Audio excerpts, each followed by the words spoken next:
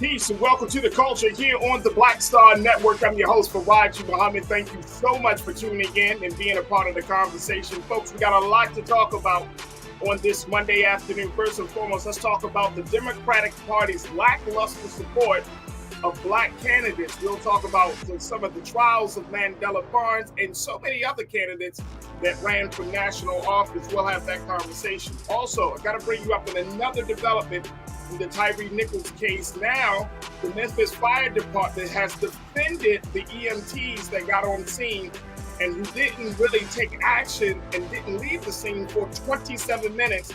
I'll share with you what the Memphis Fire Department had to say about that. Also, can we talk a little bit about sports? I'm going to check in with my guy Scotty with Offscript TV, talk about the Super Bowl, talk about this colorism that I've seen on social media among black folks, man. It was crazy, and so much more. And then later, we got to bring you an update on how College Board has now gone out against Governor Ron DeSantis and how they responded to him, how they have apologized, and so much more around this whole controversy about advanced placement African-American studies. So we'll have those conversations. And of course, we want to hear from you. So make sure you stay tuned. A whole lot to get through on today's edition of The Culture right here on the Black Star Network.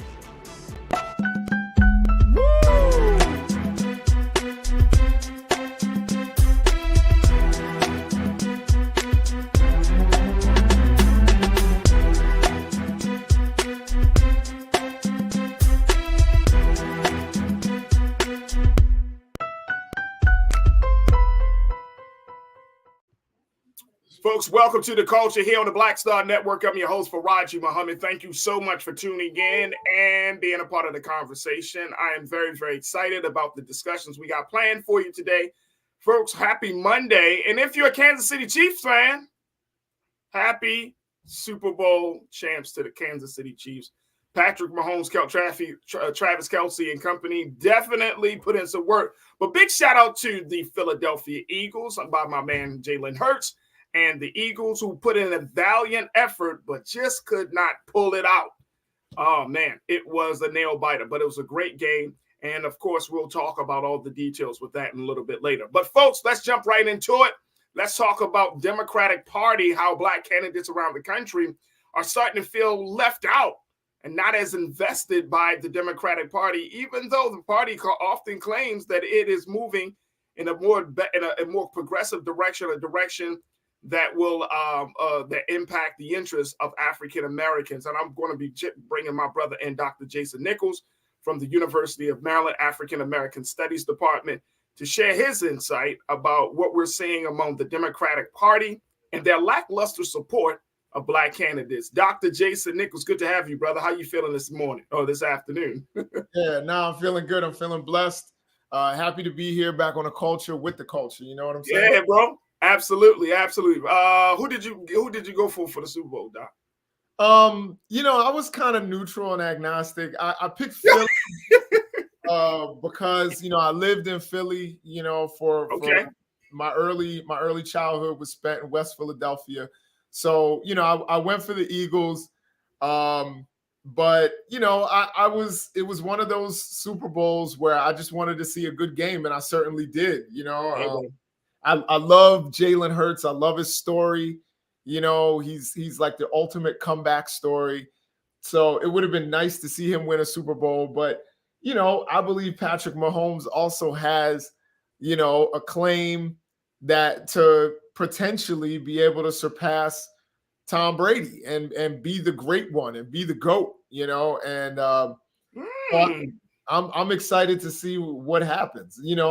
I'm one of those people, particularly when it comes to GOATs, I don't believe there is one GOAT in a team sport. I think that doesn't make sense. I think team sport, like you can't compare Kareem Abdul-Jabbar to Michael Jordan. You know what I mean? Right.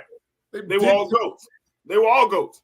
Exactly. They were all GOATs, right? You're right. I'm looking at, but at the quarterback position, Patrick Mahomes, if they're able to keep that team together and Travis Kelce is able to stay healthy for a couple more years, they may have another one or two Super Bowls in them. I think so. And Eagles, same thing with the Eagles. Same thing with the Eagles. A lot of teams, they like disband and they break up in teams, and I don't understand it. But the one thing you talk about Tom Brady, one thing that we saw with Belichick and the Patriots is they made an effort to, at least as much as they can, to keep the teams together so they can go for that 2, 3, 4 year run, getting up to the playoffs, getting to the championship, conference championships, and then getting to the Super Bowl. I mean, that's just what you got to do. So, like, to your point, also, I like that view. It's a team sport. It's a team sport. So, you got some great ones that shine, but at the end of the day, every man is essential. And so it was definitely a Super Bowl for the history books in so many ways. But we want to talk about politics a little bit here with you this morning. I keep saying this morning, man. This afternoon, boy. I'm still yesterday, brother. But yeah, so let's talk a little bit about what's going on with the Democratic Party. There was a story that ran in Politico that I thought was quite interesting, and this is a conversation I think that a lot of people have been having, Doc, outside of the mainstream, right? And it's interesting that Politico put this as like one of their top stories, where Black candidates are starting to decry that the Democratic Party is not there for them. And look at this, folks. Black candidates keep losing winnable races and say the Democratic Party may be why. They raised boatloads of money, but they were outgunned by GOP outside organizations. And it comes down to the fact that they don't have access to money. Right. Or they're not getting the marketing machine of the Democratic Party behind their elections and behind their campaigns, and they're being just outgunned. They're being outmarketed by their GOP opposition. So I want to share with folks what this piece said, because this is very interesting. And then, Doc, I want to hear from you. And folks, I want y'all to join me in a conversation. Post your thoughts in the chat, and we can have a discussion about this. But here's what this piece said, and I think this is important. They said, while there are numerous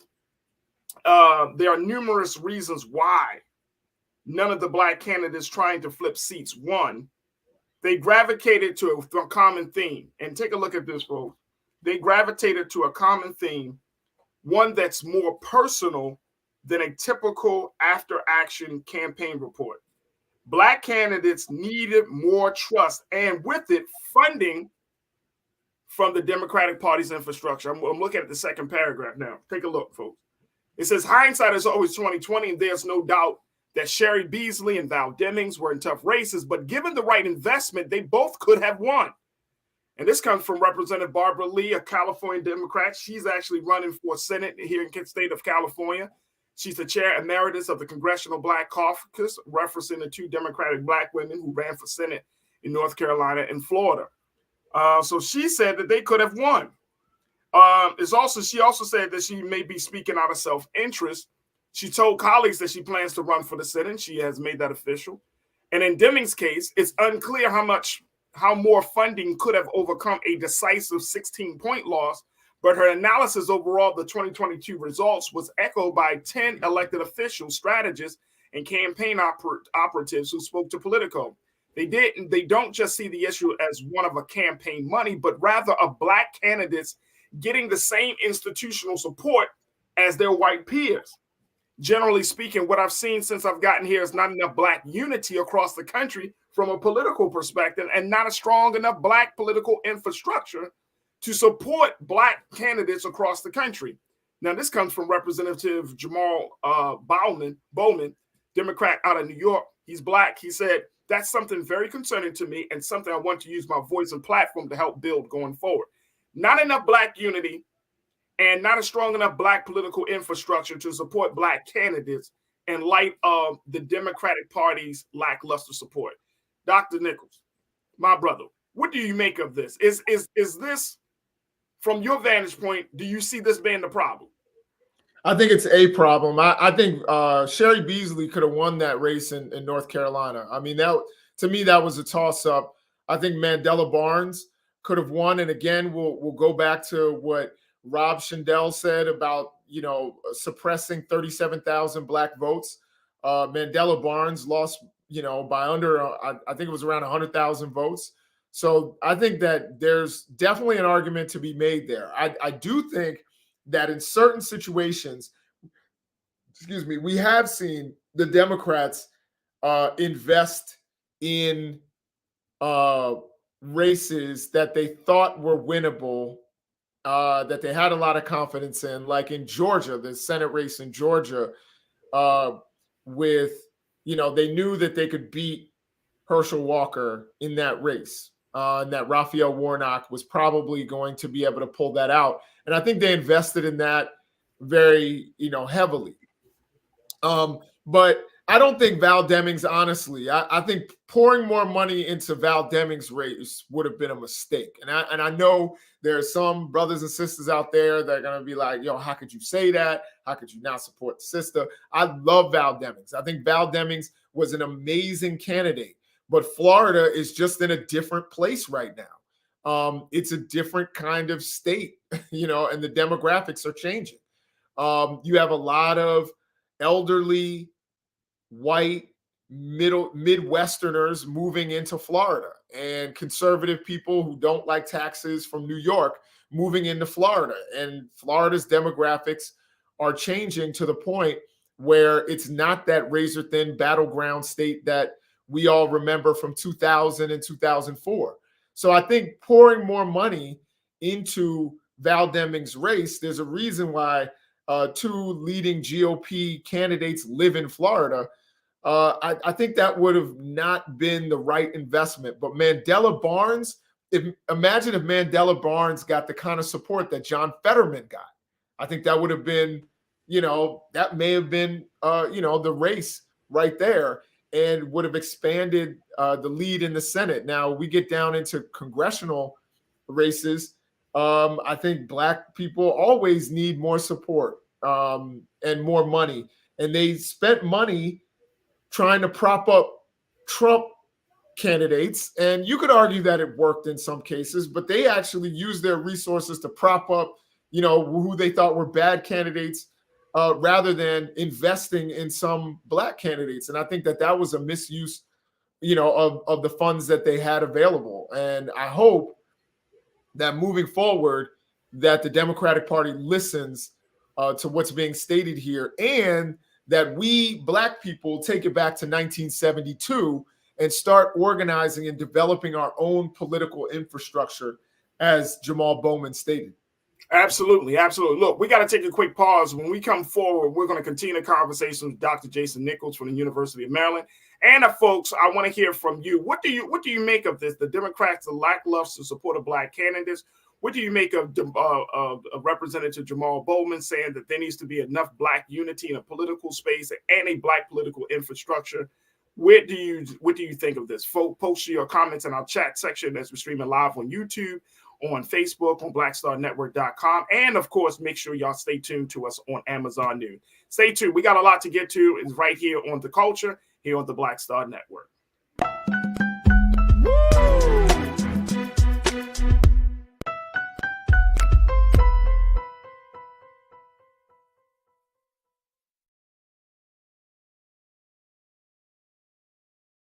Black Star Network is here. Oh, no punch! I'm real revolutionary right now. Thank you for being the voice of Black America. All momentum we have now, we have to keep this going. The video looks phenomenal. See, this difference between Black Star Network and Black-owned media and something like CNN. You can't be Black-owned media and be scared. It's time to be smart. Bring your eyeballs home. You dig?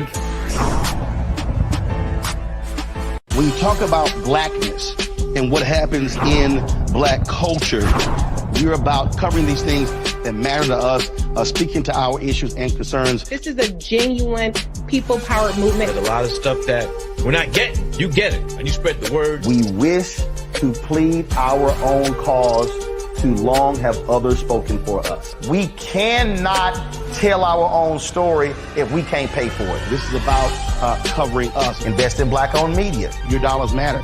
We don't have to keep asking them to cover our stuff. So please support us in what we do, folks.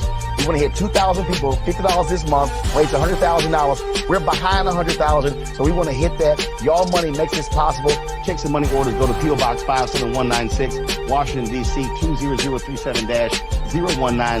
The Cash App is $RM Unfiltered. PayPal is R Martin Unfiltered. Venmo is RM Unfiltered. Zelle is Roland at RolandSMartin.com.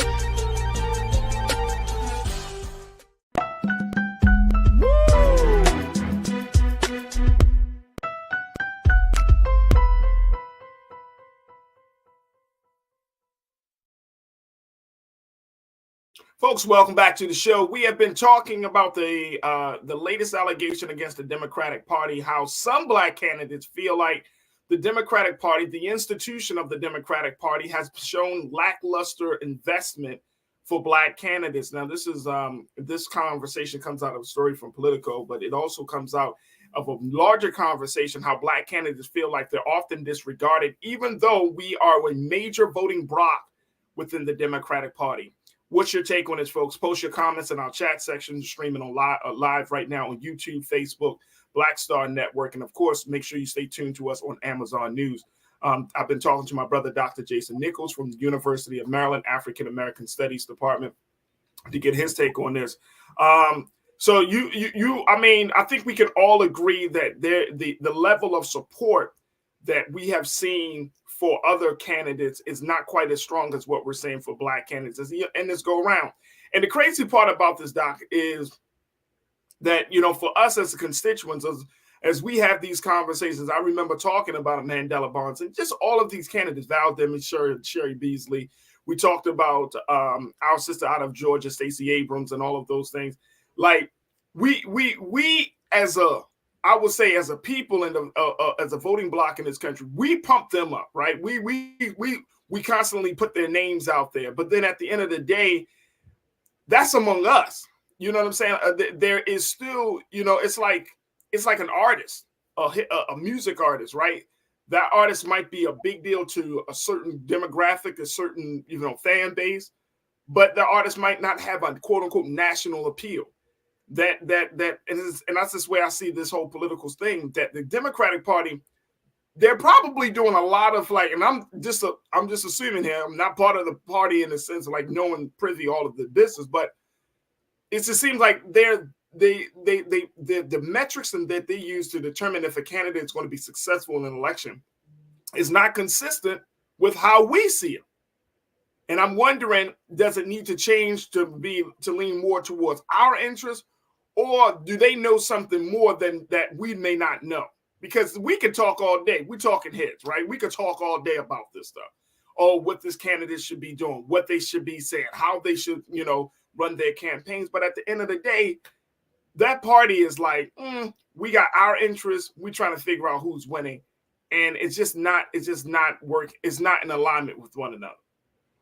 Yeah, I mean, I think that the Democratic Party, of course, has their internal polling, and that's why certain candidates aren't getting the support that others are, and some people they try to make into national stars, and others don't.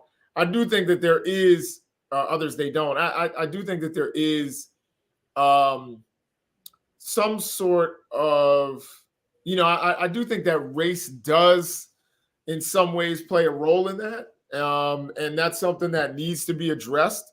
But one of the things, if we want Black folks to win statewide races, a lot of it is going to have to be major, ridiculous turnout from Black folks. You know what I mean? That's just a fact. Could we have won in Louisiana, with Brother Chambers? Possibly, what I mean? But it would have taken major turnout. Right. The brother over in Arkansas who ran for governor, it would have taken every eligible Black person to vote. And so we can say that that's impossible, or we can try to make it happen. And I think what we could do as a people is to 100% look at what the people and the brothers and sisters did in Georgia. You know what I mean? They're organizing down in Georgia. Now, granted, I'm a little more privy to what's going on in Georgia than I am to what's going on in Arkansas, Louisiana. But they had their feet on the ground in rural areas where the Democratic Party usually ignores. The Democratic Party is very short-sighted. They think, okay, let's just get everybody in Metro Atlanta to turn out, and not realizing that there are rural Black folks. There are Black folks all over the state. And it was those organizations that Black folks formed that were not tied to the party. They went out and got Raphael Warnock elected because they went to those little areas and got people that may not have cast a ballot before, or were first-time voters, or registered new Black voters. They were the ones who did that. And we've got to build that infrastructure, do that everywhere in the country if we want to start getting, the kind of representation that we need. Do you think that, do you agree with Representative Jamal Bowman's assertion that we just don't have Black unity in the political space? So I'm not sure what he means by that. Like what in terms of Black unity, I think Black people are unified on the things that they're concerned about. I think Black people are absolutely unified that we want police reform, that we want voting issues. We want, to deal with environmental racism. We are pretty unified on that. I mean, there's some controversial topics, maybe reparations or something, where you'll see a little bit of divide. But for the most part, Black people, in terms of a Black agenda, are 100% unified. And see, here's the part about that statement that I'm thinking about, bro, is if we had the Black unity that he was saying that we need to have, if we had a Black and political infrastructure that he said that we should have, then why keep running on the Democratic ticket? I mean, yeah, granted, they're the bigger party, all of that stuff. You got a two-party system. But if we had those key elements already in a pot, ready for the, to be mixed in, and all we needed was just some folks to step up, then we could really start having a very serious conversation around running in an independent way, right? Even though we may not win the first couple of elections, but you still got to build the groundwork, right? You know what I'm saying? The same way you've seen in other different facets of the Republican Party, whether it's coming from the Tea Party or the conservative movement or all of these things. Like the same thing can still exist with the Democratic Party, particularly with Black folks, right? Like if we had a Black political infrastructure that was set up in a Black unity, Black, and we were all on the same page, and we getting snubbed by the Democratic Party, then what's stopping us then from saying, you know what, we're gonna be like LeBron and take our talents elsewhere? Well, I think on particularly on a local level, running races outside of the Democratic establishment, or not feeling like you have to run as a Democrat, I think is actually a good idea. Malcolm X. I think, hey, bro, Doc, we got to get out of this fear that if we run outside, we'll lose. Okay, so what? Mm-hmm. Like, okay, we'll lose. But you can't, like, we can run an independent course, right, and still be a part of the Democratic Party until the independent course becomes as strong. You know what I mean? But you got to start somewhere. Like, I don't like for us to be running from or operating in a space of political fear. Like, oh my gosh, we might lose. Like, come on, let's be real. Every race that a Democrat has won, we have not gotten what we wanted from that candidate or from that office. Mm-hmm. So it's like, at what point do you just step out there on faith and be like, look, let's see what happened? I mean, the country is ripe for a political revolution. Ripe. Mm-hmm. Black, white, Asian, Latino, whoever you talk to, everybody is tired of the same two-party system, right? That is not reflective of where we are in terms of our interests, our racial interests, our ethnic interests, all of that stuff.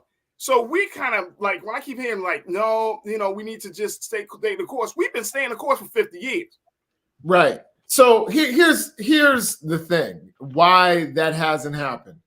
Number one, it's because the same thing that people were talking about that Barbara Lee was talking about. And I respect Barbara Lee 100%, but I think it is that people want the institutional support. Black people don't have the wealth, that it takes to win statewide elections. Like, without, some of the support that can come from Democrats and, from that kind of an apparatus. So I think part of it is the institutional support that you can get from Democrats that really isn't in the Black community. You know what I mean? Like it's the wealth isn't there. The other thing is it's a numbers game. If you make it, particularly outside of a local context, if you want to win a statewide election as, the Black party, it's going to be really difficult. What you're going to get is Republicans in 42 out of 50 states. The reason being because if you do that, the numbers, the blackest state in the nation is Mississippi. Right. So if you split the Mississippi vote between the Democratic vote and black folks voting for a black, a black candidate, black agenda, all of that, then you pretty much get Republicans anyway, but you're going to be even more watered down perhaps. So I think people fear that. I'm not saying that's a good fear. I think we do need to at least be bolder and have real, look at some bold ways. That was the whole thing about 1972. It was like, that was the decision. Are we going to make a black political party? Absolutely. As a 10% of the population. And this is the best time to do it. Right. Well, see, here's the thing. The idea in 1972, while the Republican Party was still going through their transition, right? It was a transition period. Everyone says, the flip, the Southern strategy, Goldwater, all of that. That was a transition period. So that was a perfect time to say, we are going to vote as a special interest. Here's the black agenda. How many points are you going to take? And, it could be a 15-point agenda, and Republicans could say, I'll take 9. Democrats could say, I'll take 11. And then you vote with Democrats or vice versa. Now it's a little bit different. Yeah, it's a lot different. I think Republicans are really entrenched in the lane that they're going, and they think just by being contrarian, they'll get a couple of black votes. Democrats are also entrenched in what they're doing, and they think, hey, we'll put on some kente cloth and kneel in the rotunda, and that'll be a good photo op for black folks, without actually accomplishing anything. I also think that there have been some things that have been accomplished for black folks. I wouldn't necessarily say that. I agree with you. I agree with you, bro. I'm not saying that you throw the baby out with the bathwater. I'm just saying that we got to look at the moment that we're in, the time that we're in. And if we're not getting the support, like this is a sign that we need to figure out an alternative strategy, right? Mm-hmm. And we can use this as leverage. We can use this moment as leverage and be like, look, we've been riding with the Democratic Party. We put the president, we put a few number of presidents in office. We're not getting the support. We're not getting the support that we need, and at the result of that, we're looking to take our talents elsewhere. Now, here's the final thing. And got to come to them like that, because I know white candidates of the Democratic Party yelling and screaming, hooping, hollering, and stomping when they don't get the money and the support. And the Democratic Party submits and give them the support. Black candidates, Conscious Thought, very quickly, you made this point, Conscious Thought. You said you've been receiving numerous emails from the Charles Booker campaign in Kentucky, the Mandela Barnes campaign in Wisconsin, seeking funds to close deficits and debts from respective campaigns for office. people still trying to cover up their, still trying to pay for debts and still trying to pay for the campaigns and all of that. And that's sad that the Democratic Party may be like, and I mean, we don't know all of the ins and outs of it, but it's just the fact that, this is February. You still getting emails about campaigns. It just puts us in a crazy situation. We got to take a quick pause. When we come back, let's have one more segment around this and then see where we can go from here. Folks, stay with us. It's The Culture here on the Black Star Network.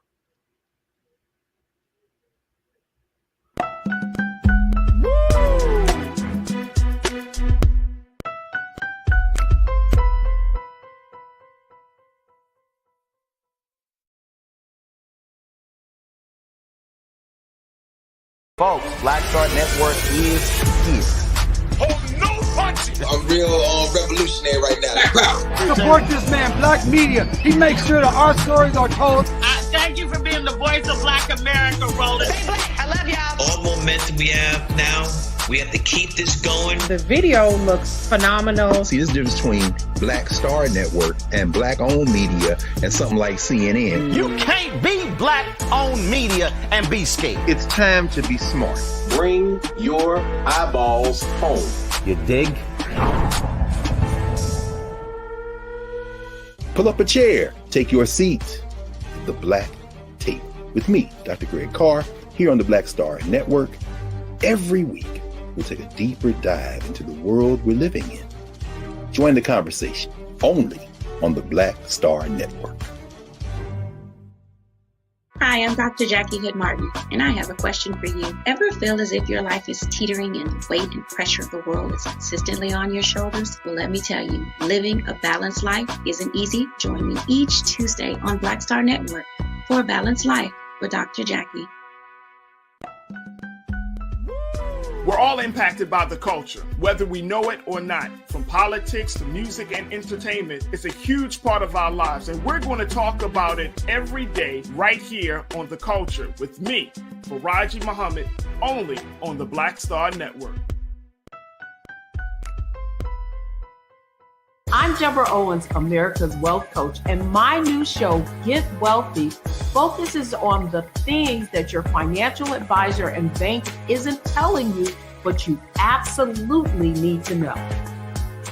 So watch Get Wealthy on the Black Star Network.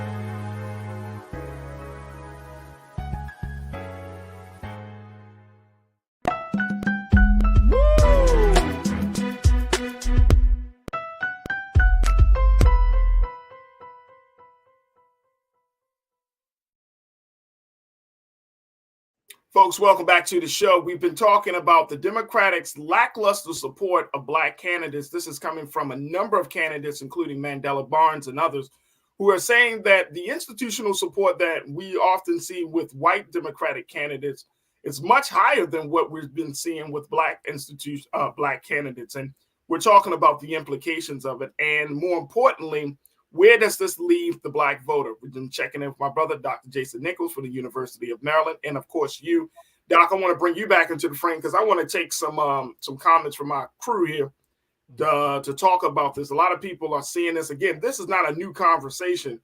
This has been a conversation that's been happening for years. As far as I can remember, Doc, as far as I've been studying politics, this has been a conversation that's been happening for years where we're not seeing the level of institutional support. Viable candidates, candidates that could, as Politico said, win winnable races, but they just don't have the extra push to take them across the finish line. They just don't have the extra type of manpower, the extra institutional support that they need. So I think this is something that we should be talking about, especially now, because we got to figure out what's going to be the strategy here for 2024. That's around the corner. This is already 2023. So if the Democrats either they're going to shape up, or I think Black voters, we're going to have to make some hard decisions about our involvement in the presidential election. Shalinda checked in. You said the funding from the Democratic Party was most definitely lacking for melanated candidates. We've seen that across the board. Yeah, absolutely.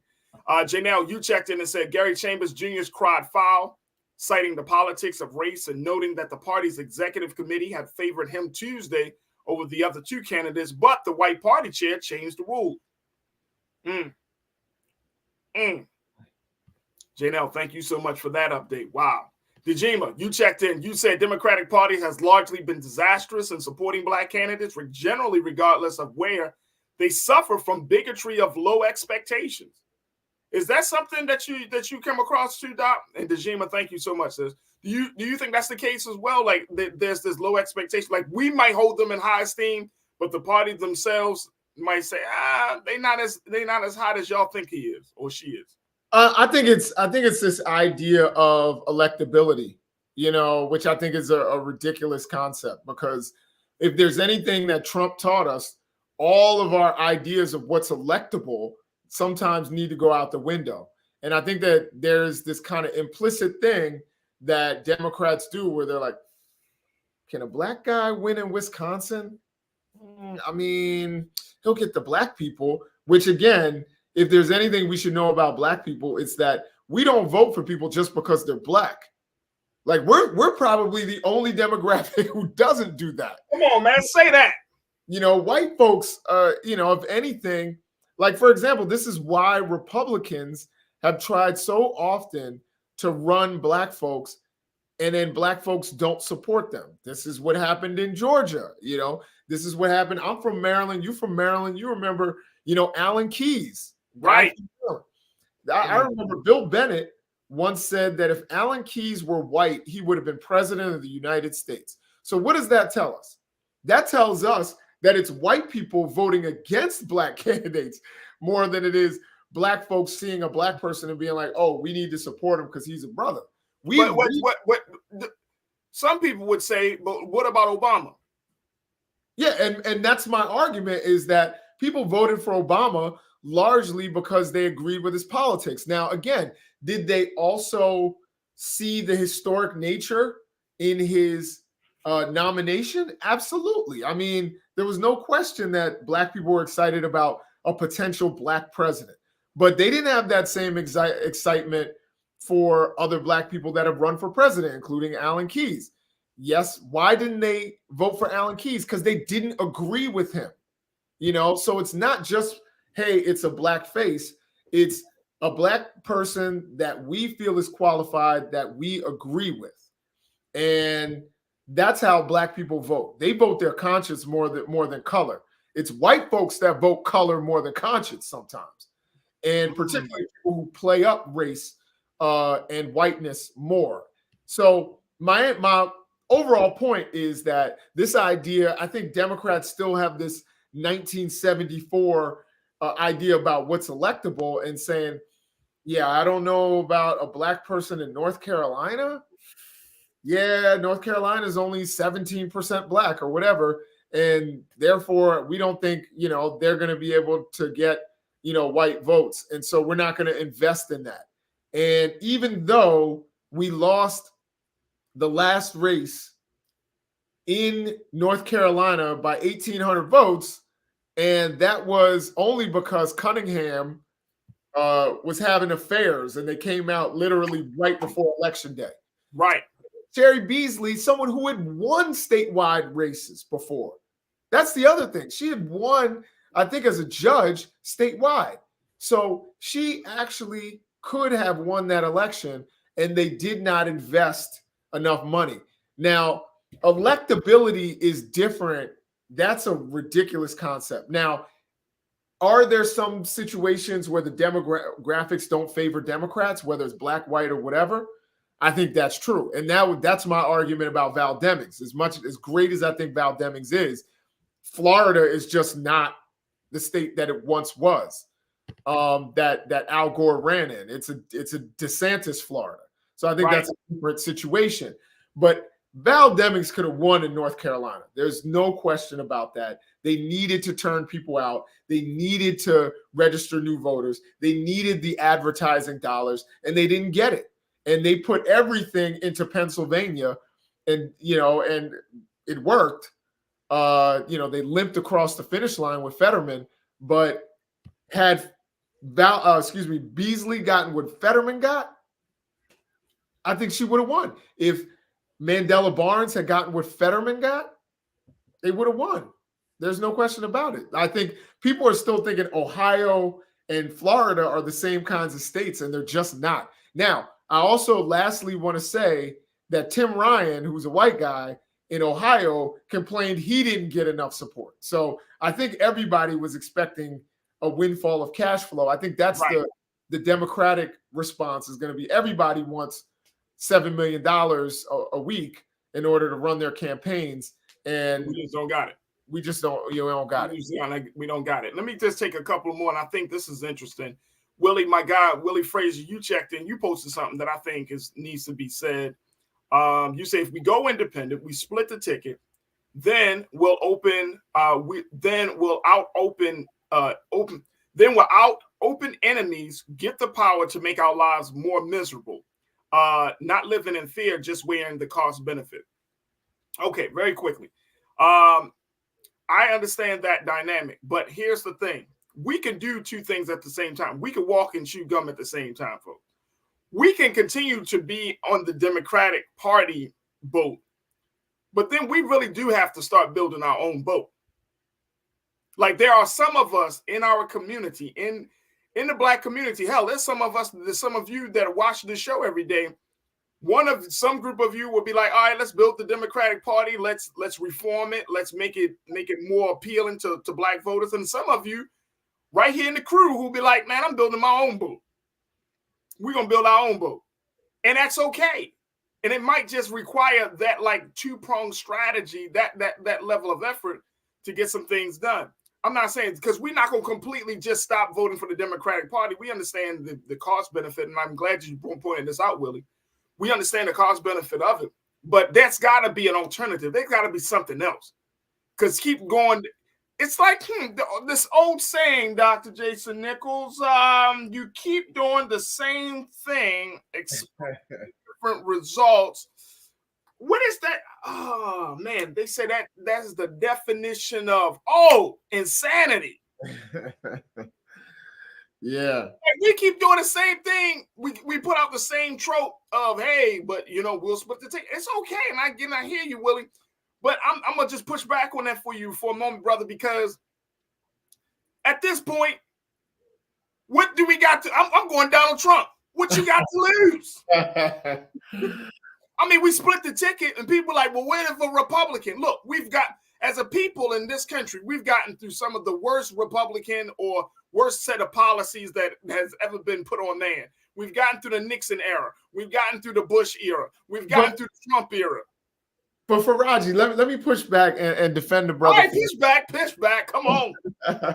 I think, do we want our kids to continue to have to go through that struggle? Do we want? I don't want my children, brother, to feel like we didn't make an effort to push back on this, right? You feel like we could pave a new path. And again, this has to be strategic. We don't have to just jump ship, but there are a number of people in Black folks in this country that are willing to build that new ship. And then there are a number of people that are willing to stay and try to form the institution of the Democratic Party. We can do both. Right? But I don't want us to not do anything. We got to take action because we can't just sit around and not do anything.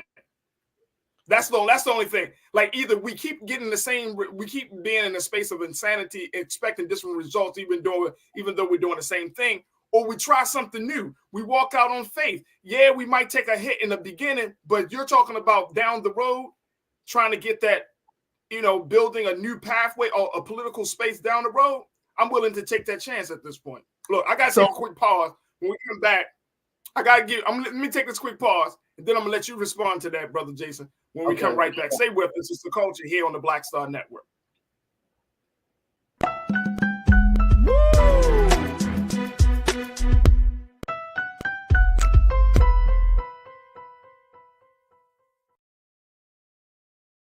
When you talk about blackness and what happens in Black culture, we're about covering these things that matter to us, speaking to our issues and concerns. This is a genuine people-powered movement. There's a lot of stuff that we're not getting. You get it, and you spread the word. We wish to plead our own cause Too long have others spoken for us. We cannot tell our own story if we can't pay for it. This is about covering us. Invest in Black-owned media. Your dollars matter.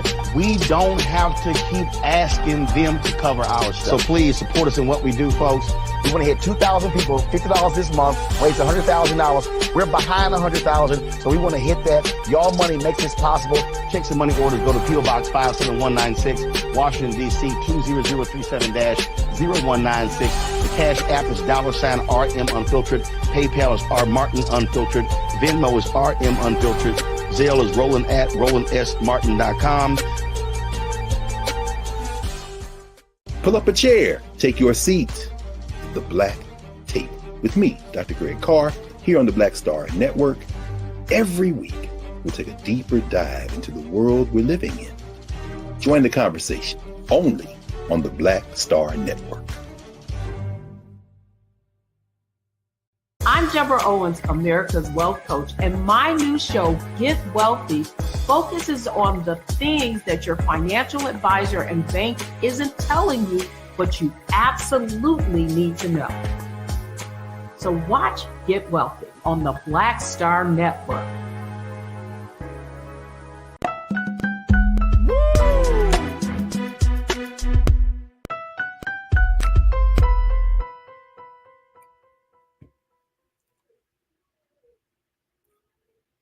All right, folks, welcome back to the show. We've been talking to Dr. Jason Nichols, talking about this idea of the Democratic Party, lackluster support of Black folks. And I want to go back to what one of my crew members, Brother Willie Frazier, had to say, saying that this idea of splitting the ticket, that it would put us, it would probably do more harm than good for us to go completely independent. And I definitely understand that concern and sentiment.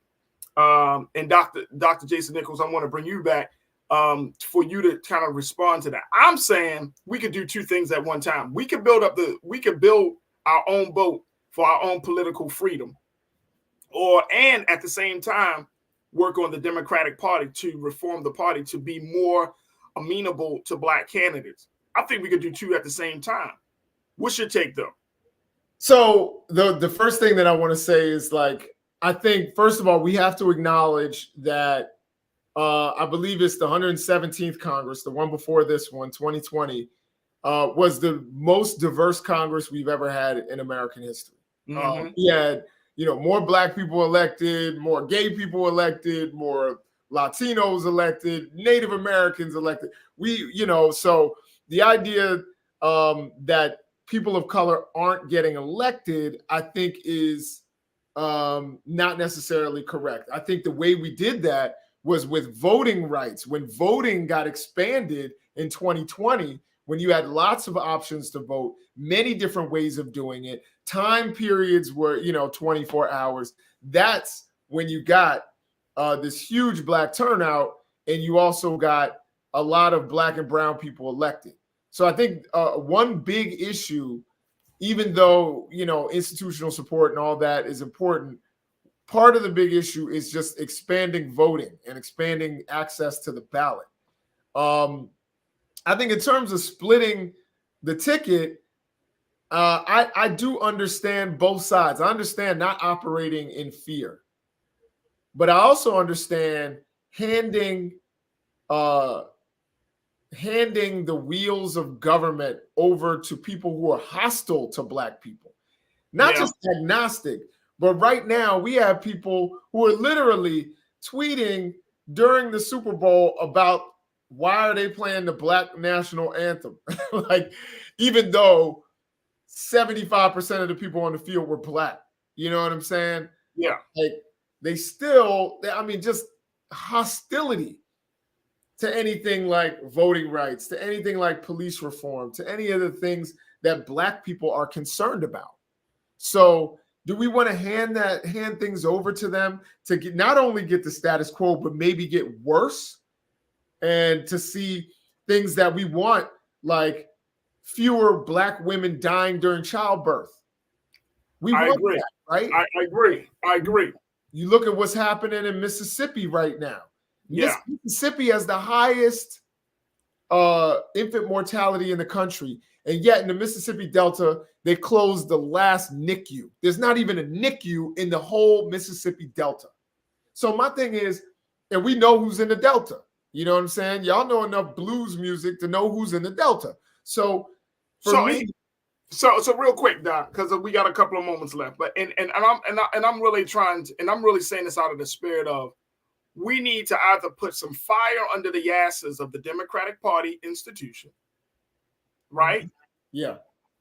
Or we gotta figure out something else. I mean, look, like I said, this presidential campaign is 2024. That is literally next year, y'all. We're going to be going back to the polls to figure out who's going to lead this country from the Oval Office, right? And as of right now, it's either, we can go down a list of potential people, and that's whatever, right? Mm-hmm. But what is the voice?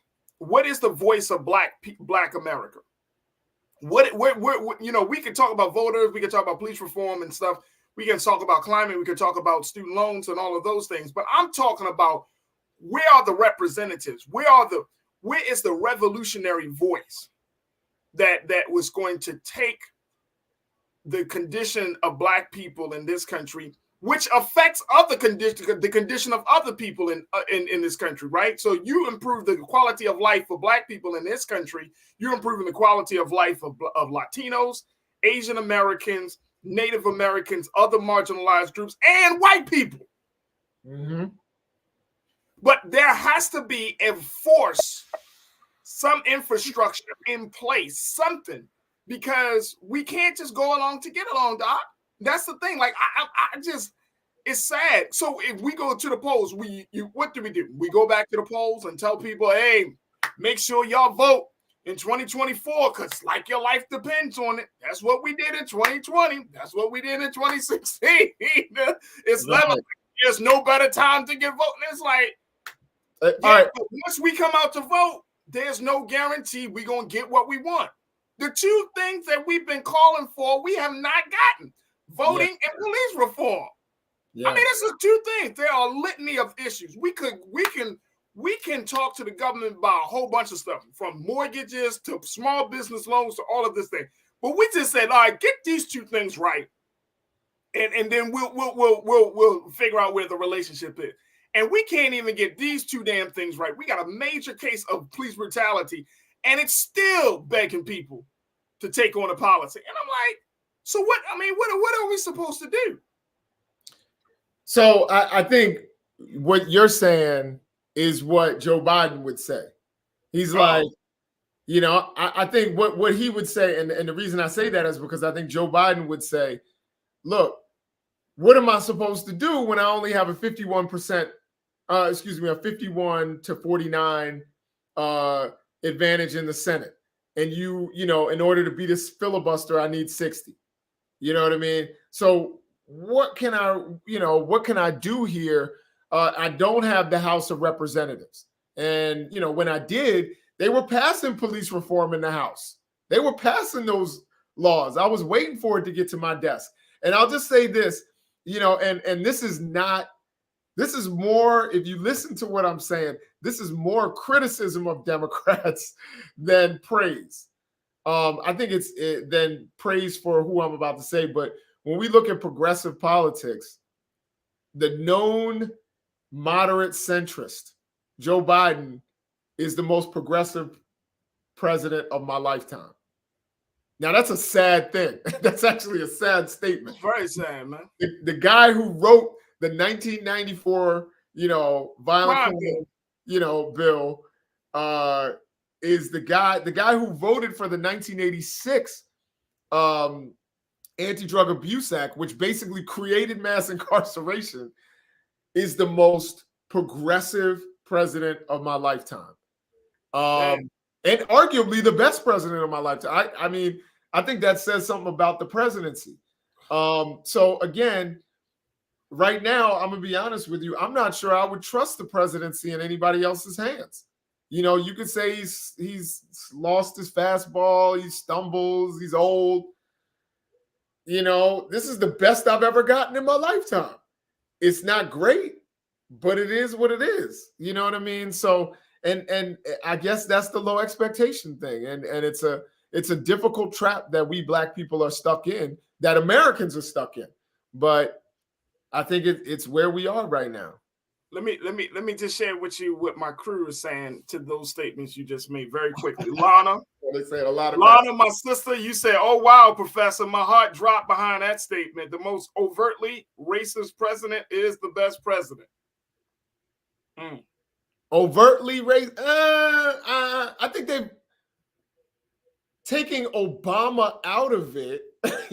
I'm not so sure that he's the most overtly racist. All right. Is he overt? Has he been overtly racist? Yeah. Yeah. And see, this is and we don't have time for this. And Lord, man, we don't have time for this. We had a conversation last week, very quickly. We had a conversation last week about religion. And I brought up the point that because of our experience and our sojourn here in this country, because of the slave trade and everything, white people have been the face of our oppression, but then at the same time, the face of our savior. And that's what we're finding today, even in the political space, outside of religion, that they have been the face of our opposition, and now they're now presenting themselves as the face of our savior. And I don't know how to process that at this moment. You know what I'm saying? Because I know we got brilliance coming from Black people, Black America. We got brilliance from the Latino space. We got progressive thinkers who thinks for the all and not just for the I. So I have to process that statement you just brought up. I have to really process it. I know a lot of people will have to process it as well. But if that's the case, then we're finding ourselves in a very, very unique situation, because now we really do have to figure out what is going to be our imprint that we put on this next election cycle in order for us to get what we said that we always wanted to get, which is some level of freedom, justice, and equality, some political liberation.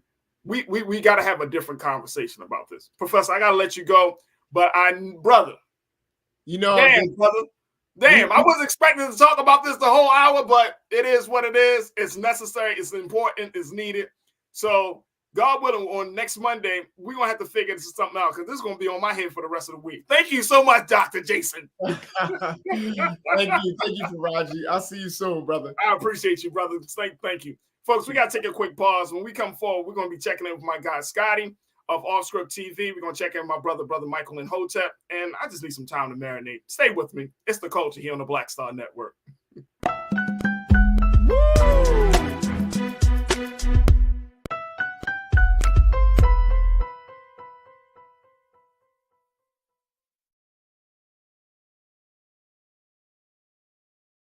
Hatred on the streets, a horrific scene, a white nationalist rally that descended into deadly violence.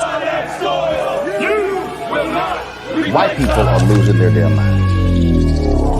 As an angry pro-Trump mob storms the U.S. Capitol, we're about to see the rise of what I call white minority resistance. We have seen white folks in this country who simply cannot tolerate black folks voting. I think what we're seeing is the inevitable result of violent denial. This is part of American history. Every time that people of color have made progress, whether real or symbolic, there has been what Carol Anderson at Emory University calls white rage as a backlash. This is the rise of the Proud Boys and the Boogaloo Boys. America, there's going to be more of this. Here's all the Proud Boys, guys. This country is getting increasingly racist in its behaviors and its attitudes because of the fear of white people. The fear that they're taking our jobs, they're taking our resources, they're taking our women. This is white fear.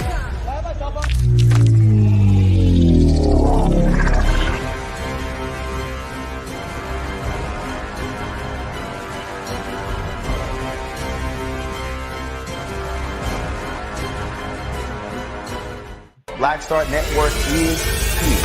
Oh, no punch! I'm real revolutionary right now. Thank you for being the voice of Black America. All momentum we have now, we have to keep this going. The video looks phenomenal. See, there's a difference between Black Star Network and black-owned media and something like CNN. You can't be black-owned media and be scared. It's time to be smart. Bring your eyeballs home. You dig?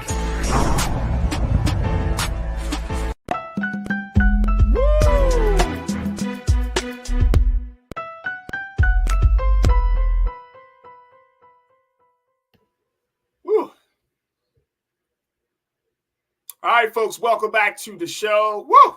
Powerful hour there with Dr. Jason Nichols. If you haven't had a chance, make sure y'all go back and check it out. He dropped something for us to think about, and I got to process that. I'm going to be honest with you, folks. I got to process that, but there needs to be different conversation. 2024 is right around the corner, and to say there's got to be some different conversation. So if you didn't check out the first hour, make sure you do. Also, make sure you go do your due diligence and support us here at Black Star Network. If you enjoyed the conversation that we just had today and other conversations that we had, we want your support because we know that this thing called Black digital medium cannot work on its own. So your support matters, means everything to us. So make sure y'all go to our website at blackstarnetwork.com, blackstarnetwork.com.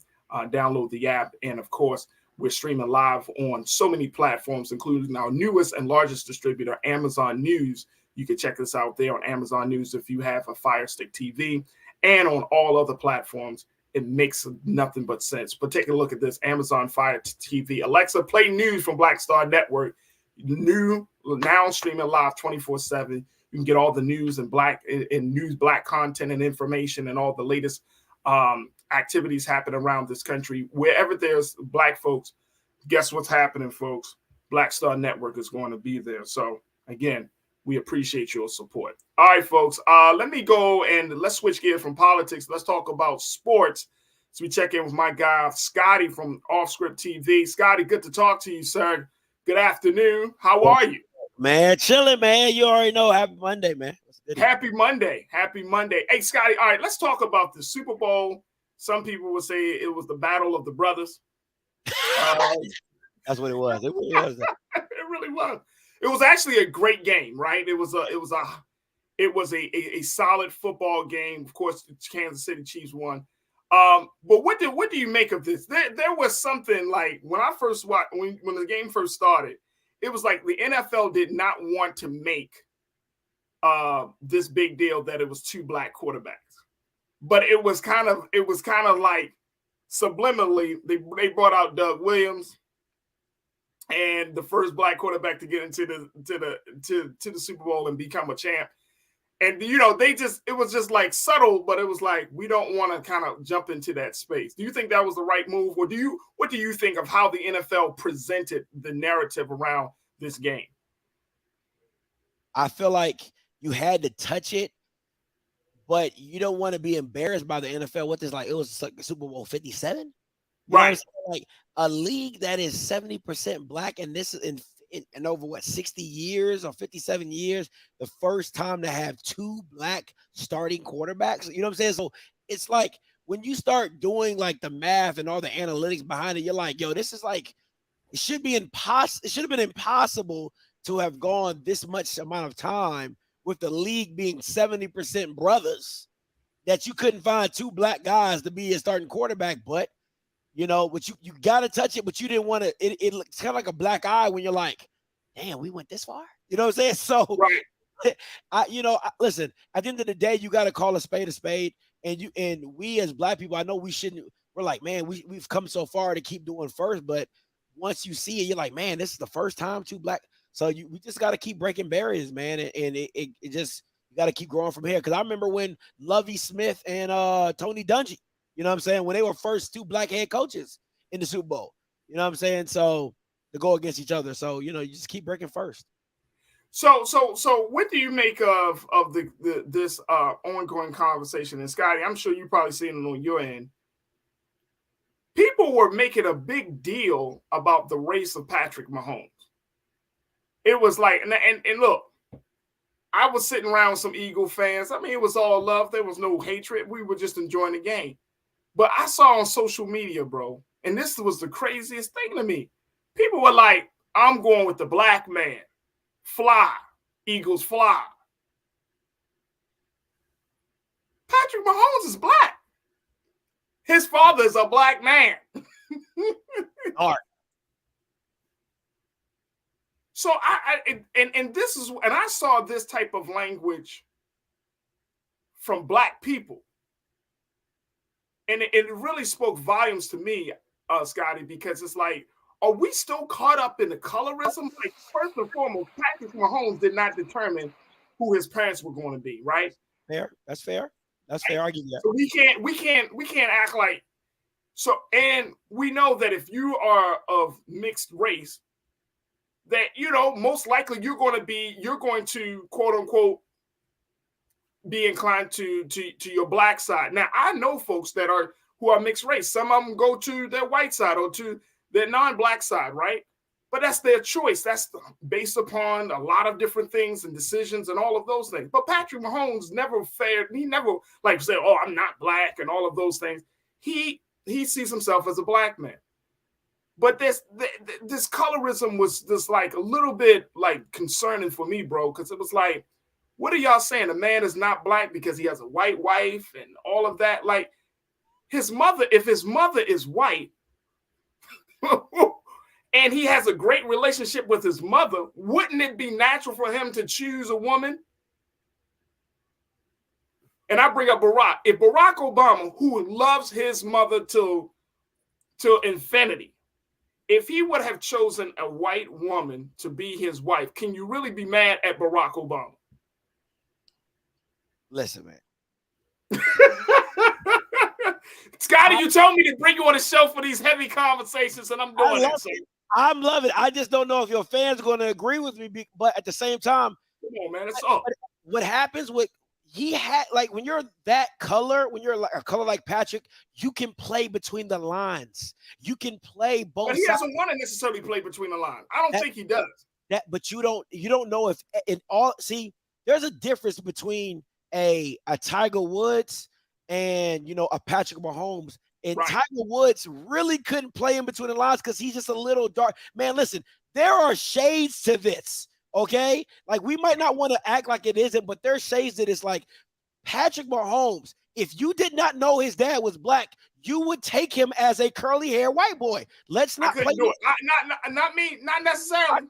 Quickly, very quickly. If I did not listen, when I first saw Patrick Mahomes, I didn't know his dad was black. I just thought he was a curly-haired white boy. If I'm being actually, and this is the honest to God truth, Scotty. I thought he was a light-skinned. I just thought he was a light-skinned dude.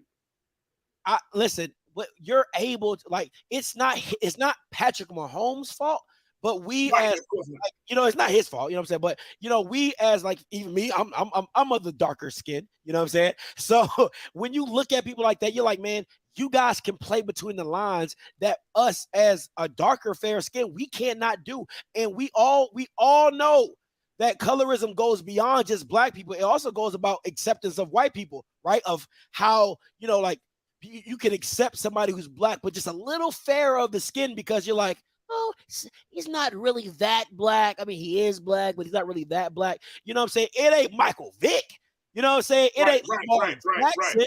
You know what I'm saying? Right. And the reason that Barack Obama, even with a white mama, his name put him in that category. Barack Obama, listen, when he walked into an interview, there was no question. Well, that's why he called himself, and he went through that period where he called himself Barry. You see what I'm saying? Because he was still trying to figure his trying to get his identity together. So he would call himself Barry. But to your point, you're right. You're absolutely right. So it's like you're not allowed to play with those aspects in between the lines like a fair color skin. Like people think that people gravitate towards Steph Curry and both his parents black. Let's be real. You know what I'm saying? But he's just a fair skin. So you're like, he's more acceptable than, some people would say than a LeBron James or another darker skinned player. So that could be that they feel is better, but he's more acceptable. That's why they push him on more platforms. That's why they put him on more things. So, listen. Do you think that the NFL, quote unquote, has leaned into that, going to that direction and say, okay, we're gonna prop up Patrick Mahomes because they're both they're both highly talented brothers, right? In the quarterback position. I do think they do but it really. The NFL was lucky enough that Patrick Mahomes is that guy. Like, let's not play around. Like, I don't want to take nothing away from his ability. He that dude. So it really fit. They got it like a gym. He light skinned. He got a white wife. He can pass as a white man. And he got the skills to back it up. And black people love him because we're like, hey, man, the black delegation, we're going to take him as a black brother because he got a black daddy. So he gets to touch a lot of lines, but the NFL is like, man, this is perfect because he's light enough to not push away like advertisers or if they don't like, the darker skin kind of player. Because if we're being honest, Jalen Hurts is another perfect. He could be what Patrick Mahomes is, but I just think because he's a little darker, he's not. I'm telling you, because he's not as acceptable. But if you really, Jalen Hurts has a really clean cut look. He don't talk trash. He does his job. He does it well. He has a great marketing team. He has the first black woman agent he has a great storyline, all black woman media. But when you have all that black excellence, it's hard for the NFL to get behind that because they're like, when we bring him on, we bring in black excellence with him. And if I'm being honest, when you bring Patrick Mahomes on, you're not bringing black excellence with him. I know it might sound bad, but he gets to play both sides of the fence, and Jalen Hurts doesn't do that. He's black day in, day out. It's just hard to really touch on, but I see where you're going with it. I think it's a colorism thing, but I don't want to just put like black people have colorism. White people love white people love colorism. No, I'm just saying, I thought it was interesting. It's an interesting culture. And I want to bring in very quickly, then we take our next pause, Brother Michael and Hotep. Brother Michael, you talk about this, if we look at the racism piece, the level of colorism piece, I just found it to be interesting because I was looking on social media and it, I wanted to see, I like Kansas City. You know what I mean? I like Kansas City a lot. I think Patrick Mahomes he embodies the next generation of black quarterbacks in the league. But people were making it seem like we shouldn't be proud of both brothers. These are two young black men at the top of their game. And folks like, well, I'm going with the black man from Philly because he's from Philly. He represents a black. Like, when did we get out of that? Brother Michael, what's your take? Well, yes, we still suffer from colorism. How's everybody doing? Thanks for having me back, Faraji. Yes, we still suffer from colorism. Yes, we still suffer from ignorance. And if we're saying that Patrick Mahomes is not black because he's biracial, we have to say Colin Kaepernick is not black. He's biracial as well. We have to say Frederick Douglass was not black because he was biracial. We have to say somebody like Bob Marley. Bob Marley was biracial also. So it's like, you have to look. I think some people are making comments and don't follow football. And I don't follow football. I haven't watched the NFL game since Colin Kaepernick left the league in 2017. I didn't watch the Super Bowl, didn't watch the halftime show. I already told people I wasn't watching. I told Roland Martin this Friday. But when you have something like the Super Bowl, and it was viewed probably by about 192 million people, that was the estimation from National Retail Federation. It's about 192 million people who were going to watch the game. It draws in people who normally would not pay attention to Patrick Mahomes, didn't know who he was before the game yesterday or anything like that. So, people bring to these conversations a lot of times their own hangups, etc. But I'm more concerned about the attack by people on the right wing, like Lauren Boebert, attacking the Black National Anthem being performed, saying there was one national anthem. But a lot of people don't know Francis Scott Key, who wrote the white national anthem, what I call the Star Spangled Banner. He was a white supremacist slave owner who thought that African people were mentally inferior and used his position as district attorney in Washington, D.C. to attack abolitionists. So it's like our priorities are not in order when we say things like that. I think, and we got to take a quick pause, and folks, I want y'all to chime in as we're talking to my brother Scotty, my brother Michael, and Hotep. But I think that it just goes to show you, Scotty, that as much as we like to think that we are, knowledgeable, as much as we like to think that we have an understanding of some very, very deep issues, we really don't. We really don't. Like we are still very immature, and I'm not saying that to insult. I'm saying we're still on the baby level of understanding the complexities of race. We're still kind of working from a space of just emotion versus looking at facts and reasoning. We should take very quickly. I mean, I love what Brother Mark said, about the different people who are biracial and things like that. But like, when I say you're playing the fence, it's like, you know, some people want you. I hated to see Colin Kaepernick, you know, lose what he stood for something and lost it. Right. But you can be like, you know, black people who are like, you know, like darker people, like, yo, I respect that because he identifies with. We feel like he identifies with the black side, like yo, yeah. Yes, exactly. He does. You know what I'm saying? Because he could have been cool with just saying, you know what, I feel this way, but I won't stand on it. But he could move like that, even if he didn't. You know what I'm saying? So, but I get it. I get it, man. It's very deep though. Like you said, Faraji, it's so deep, and we're at the tipping point because, you know, for us as black people, I mean, you know, just in general, color or whatever, you know, we want things to look a certain way, and we want it to come out a certain way, and we want it to be done a certain way. And sometimes it doesn't always look the way we want to, and we kind of push back on it. Absolutely. Folks, we got to take a quick pause. When we come forward, we're going to continue the conversation with Scotty and Brother Michael and Hotep. And, of course, with you. Make sure you post your comments in the chat. Streaming live on YouTube, blackstarnetwork.com, Facebook, as well as we are definitely streaming live on Amazon News. Stay with us. More conversation about the Super Bowl up next here on The Culture on the Black Star Network.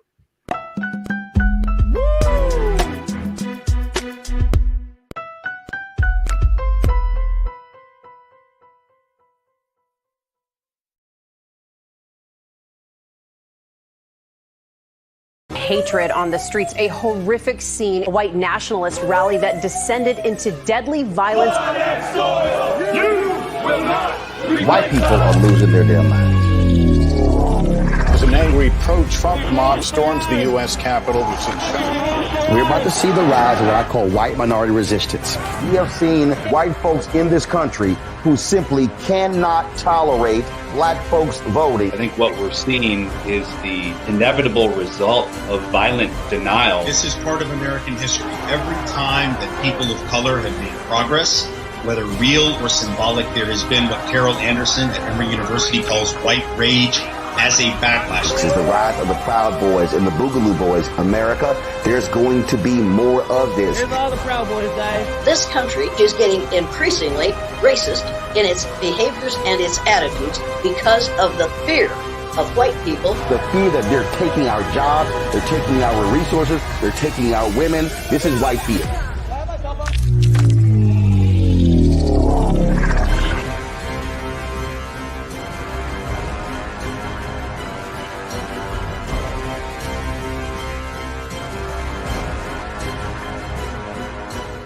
Black Star Network is here. Oh, no punch! I'm real revolutionary right now. Thank you for being the voice of Black America. All momentum we have now, we have to keep this going. The video looks phenomenal. See, there's a difference between Black Star Network and black-owned media and something like CNN. You can't be black-owned media and be scared. It's time to be smart. Bring your eyeballs home. You dig?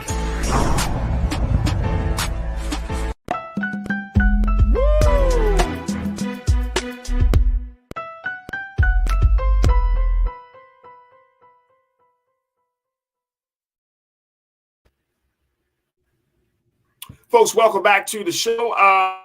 We have been talking to Brother Big from Offscript TV. Make sure y'all check him out on Facebook and YouTube and all social media platforms as he continues to give us the latest in the sports world. And I got my Brother Michael and Hotep, who serves as the host of the African History Network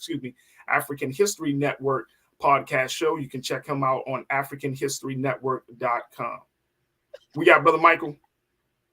I see you. Okay. Here, right, cool. I gotta run. Yes, sir. Yes, sir. Oh, okay. Oh, you on the phone? Okay, I thought you were trying to get. Sorry, man.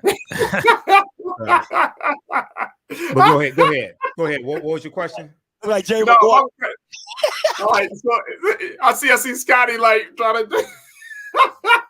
I'm sorry. But check it. Look, so I wanted to talk about this because there is this continuation of colorism that we're seeing, and more importantly, you know, how to have a conversation about race in this country. And it seems to me, Brother Michael, that now race has become so, the talk around race has become much more frequent in this country around everything than I've probably seen in the past 10 to 15 years. That everything is through the lens of race. And I know last week I was having a conversation with some of my culture crew, and as much as Black folks would like to be seen, and I said this, and I'm just got to say this again, as much as we would like to be seen for our merits, our talents, our skills, our authentic selves being brought to the room or to the table, we're always going to be looked at through the lens of race because of the very essence and nature of this system that we are part of, right? And even though we may not want that to be the case, when we look at the statements about Idris Elba, the actor who said, hey, I don't refer to myself as a Black actor anymore because I don't want to be typecast. Like, that's all well and good for us to be at a place of evolution on an individual level, but that doesn't reflect the institutional view of how people see us. When you're talking about the NFL, what's the institutional view of Black football players? When you're talking about Hollywood, what's the institutional view? And it just seems like there still needs to be some push on changing the institutional view. It's all right that if you are an evolved individual, that you don't see race. Oh, I don't refer to myself as this. Oh, no, I'm no, but the institutions and the systems that we are part of still see you that way. Yeah, so it's important to make a distinction between race and racism. Race is the stratification of humanity based upon hair texture, places of origin, skin complexion, phenotype, etc. That's race. Racism is a system of advantage and privilege distributed based upon race, which comes out of the ideology of European white supremacy, which is designed to preserve genetic white survival. Racism occurs when one race of people control the majority of the wealth, power, resources, benefits, privileges, land, access to education, access to opportunity, media, jobs, healthcare, etc. And they use that to marginalize, subordinate, and do harm to another race of people. So race is one thing. Race is just classification. Racism is a power structure designed to preserve genetic white survival and maldistribute wealth, power, and resources into the hands of Europeans. So with Idris Elba, I can understand him saying he's not confused. He knows he's a Black man, right? But when we talk about actors, he wants to be looked at as an actor as opposed to his race first. I can understand. I get that. Yeah, I can understand that. People do that in the sports world, right? We can say we can say that some of our athletes want to be seen as great athletes and not great Black athletes. Right. Now, when we talk about the NFL, it's really important for us to understand this, right? Because there are 32 teams in the NFL, no Black majority ownership. The league is 68% to 70% African-American. You have 2 or 3 African-American head coaches, okay? So what you're dealing with is racism coming from a power structure in the NFL, and you have the microcosm reflecting the macrocosm. And you have the average career in the NFL is 3.5 to 3.6 years. And then there was just a study from Boston University that showed out of 376 deceased brains analyzed, 91.7% had chronic traumatic encephalopathy. Okay, so you have to. So what we're looking at is racism within the NFL, and at the same time, Colin Kaepernick is still banned from the NFL, who wanted to bring attention to racism in the macrocosm. Okay, all right, let me get my guy, and I appreciate you for pointing that out, and I'm glad that you pointed that out. Scotty, what's your take on that, bro? I don't. Maybe it's just me, but you being considered, if we go back and forth with it, right? If you being considered a Black actor is typecasting yourself, that doesn't make any sense to me, because it doesn't. Just because you consider yourself a Black actor doesn't mean you're not great. You know what I'm saying? Like, just because you consider you're a Black actor doesn't mean you can't play multiple roles, right? Yeah. But you gotta represent what you are. Like at the end of the day, just to be considered, you don't have the luxury just to be considered an actor. We understand what the dichotomy is, because as you said, the social structure does not just see you as an actor. Now, your greatness can outshadow your color to be like, we can put him anywhere, but at the end of the day, you're still a brother in a film. You know what I'm saying? That just is what it is. And I love what Brother Michael said about, you know what I'm saying, at the power structure of the NFL is dictating everything else below it. It's literally a plantation. Like, they own it, they run it however they want it, and then they know that anytime one of the one of the workers rise up, well, we'll just cut him out and we'll fill him in with somebody else, because we know that other brothers look at this as so much as an opportunity that they're willing to be quiet to get the check, no matter how long that is. If it's 3 years, 5 years, 10 years, they will play the role in the back, get the money, and then once they get the money after 7 or 8 years, then they'll become an advocate about change. But then you weren't the advocate when you was playing. Now you set up for life. You done took everything that they done given you, and now you want to be an advocate? That, you know what I'm saying? And now you telling hey, other bro, hey, Scotty. Come on, man. Come on. Hey, look, hey, Scotty, let me tell you, that is one of the most, that point right there, brother, is one of the things I often push back on. You can't just be like, all right, I'm going to be conscious and I'm going to ride it out for 7, 8 years, like you said, and then be conscious afterwards. It's like you're doing yourself a disservice, right? Like, I get it, man. I know everybody got to eat, right? Everybody got to eat. But let's keep it real. Like, what NFL players are being paid, that's 3-4 lifetimes. $200 million. I mean, come on, man. Like, you know, we acting like we talking about $100,000 here. We talking about 50 grand, like everybody got to eat. $200 million, $125 million, $130 million. Like, how much are you eating, bro? Like, let's put this in proper perspective. So I feel that. Look, I want to bring our attention to another element of this colorism race conversation, because during yesterday's game, Chris Berman of ESPN, who is known to have said and have done some racist things, right? Back in 2016, Jamel Hill described having an interaction or a message from him where he said some very, racist and very disparaging remarks as a woman about her when she was departing from ESPN at that time. So Chris Berman came out. He was talking about the fact that you got these two black quarterbacks in the Super Bowl, and I just want to play the rest of what he had to say. Take a listen, folks. But also, of course, two African-American quarterbacks starting against each other in the Super Bowl for the first time. Fittingly, February 12th is Abe Lincoln's birthday. Here we go with the highlights in case you missed.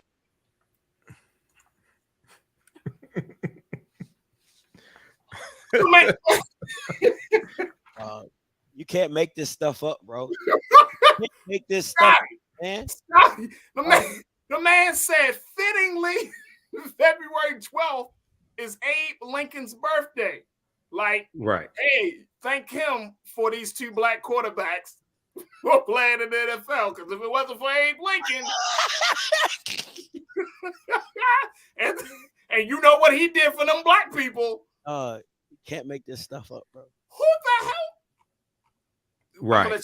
This first, Scott, Michael, I know you want to unload, brother. No, please give it to Brother Mike. I know he's about to stop.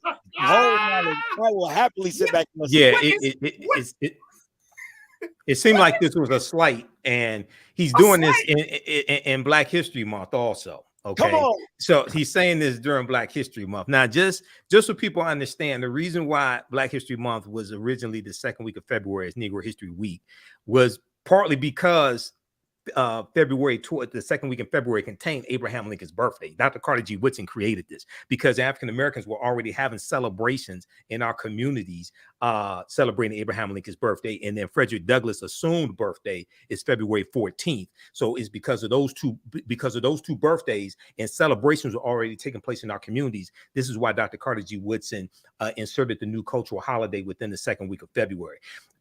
So it appears what he's trying to say is, well, if it hadn't been for Lincoln, who, freed the slaves, we wouldn't have these two black quarterbacks. But that's a misunderstanding of the Civil War. African Americans took up arms and we freed ourselves. Okay, we fought in there's almost 200,000 of us that fought in the Union Army and the Navy, and they let African Americans fight on behalf of the Union when their backs were against the wall and they were being beaten by the South or by the Confederacy. And even with the Emancipation Proclamation, even though it did not free the enslaved Africans, because the Union had no authority to dictate to the Confederacy what they could do, it was a military strategy designed to bring the South back into the Union and rob the South of their largest asset, which were the enslaved Africans. They had about 3 million of them or so in the Confederate States of America, the CSA, the Confederacy. And the preliminary Emancipation Proclamation was September 22nd, 1862, the year before. And it stated that if those areas in rebellion, those territories in rebellion did not come back into the Union by January 1st, 1863, they will be allowed to keep their slaves. Now, it exempted Maryland, Missouri, Kentucky, and Delaware, the border states. They were allowed to keep their slaves, and Maryland did not abolish slavery until November 1st, 1864. So almost 2 years after the Emancipation Proclamation. So a lot of this is mythology surrounding Lincoln, okay? Lincoln was not an abolitionist. Here's the thing, Brother Michael. Yeah. What was the point? That was a slight. That was an attack. That was an attack on the two black quarterbacks to take away from that, to say, wait, okay, if it had not been for Lincoln, you wouldn't have these two black quarterbacks. He's trying to undermine the intention, and at the same time, you got to look and say, okay, he's saying something like that. You know what? I wonder what he would say about Colin Kaepernick. Colin Kaepernick is still being whiteballed from the league. Even though he got a settlement, Kaepernick is still being whiteballed from the league. Here's the point, and here's the point, Scotty, because we got a couple of moments left, and here's the point, because I think that a lot of times, especially in the sports, right, we believe that white commentators, right, white game callers, that they are quote unquote liberal, progressive, because sports makes us feel as if, you know, we're all on the same page, that nothing unites the American people like sports. So when we really start to hear their real views, right, like this is how they really think, then we all get offended. And so I'm bringing this out because people are like, yo, Chris Berman really got a problem. He's really a racist underneath of all of this. Mm-hmm. So how do we address that, Scotty? Listen, man, at the end of the day, it's the peers of one another calling them out, right? Or peer co-workers, right? So it's the Stephen A. Smiths, it's the Ryan Clarks, it's the Marcus Spears, it's all those black commentators as well, even his co-host. The one that the black man that always does with Chris Berman. Yo, you gotta hold this Bama accountable. Like, it's like, see, it's too many pacifists for me, right? Oh, it was a slip of the tongue. Oh, he didn't mean it like that. No, he meant it how he said it. Now, at the end of the day, how I take it, that's perception. That's how I took it. If he never says it, there's nothing to take. You get what I'm saying? So to me, at the end of the day, his co-workers, his white and black, have to hold him accountable. His bosses, 9 times out of 10 that are white, got to hold him accountable. And then as well as the league, the NFL, this is part of your product, right? You got these people talking on your product. You have a whole banner in the back of the end zone talking about end racism. You know what I'm saying? Come on, man. Like, that's nonsense. You get what I'm saying? Hey, Scotty, real quick. I wonder what Shannon going to say. I don't think I watched him this morning. I don't think he caught it. But he better say something. Somebody better say something. But you got to. It's crazy. Yeah. What you say, bro, Michael?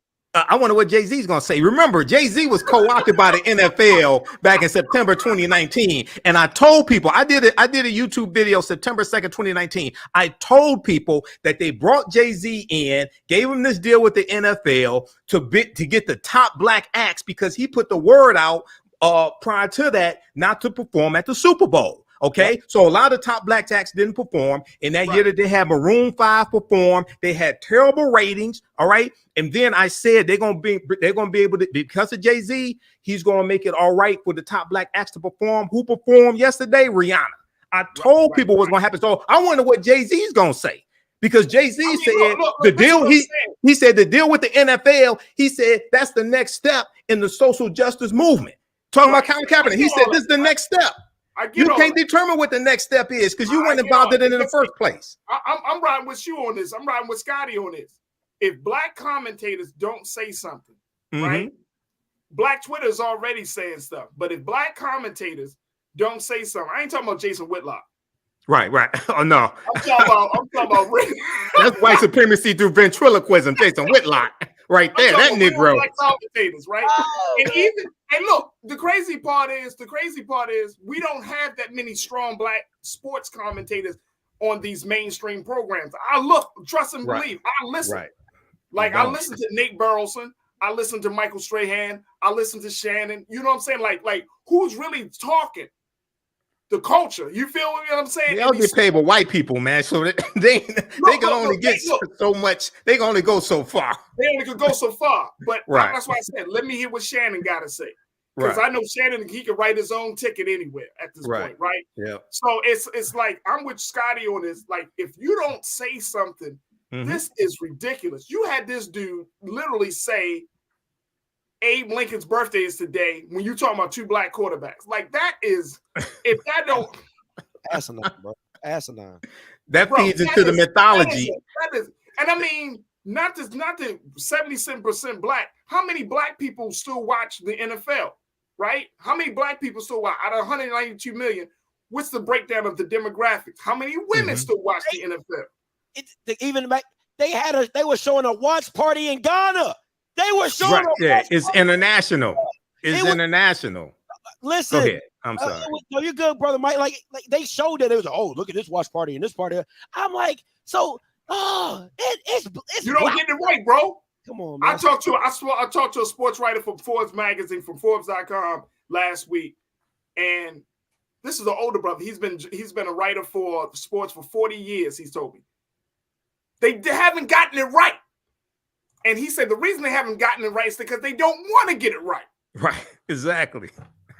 It's not that they can't. It's not that they don't have the brilliance. It's not that they don't have the black men and black women to be behind the scenes to help shape this news. They don't want to get it right. There's a story right now, and I'm sure, bro, Michael, you've seen it too. Scotty, I'm sure you probably talked about it. There's a story right now where the NFL is on record as being as aggressively denying claims to NFL veterans who need disability and other medical coverage. Yep. Men who have put their lives out on the line, men who have given their bodies to the game, and the NFL is still aggressively denying them health care claims and coverage and insurance coverage. Real quick, you can probably talk about this sometime next time.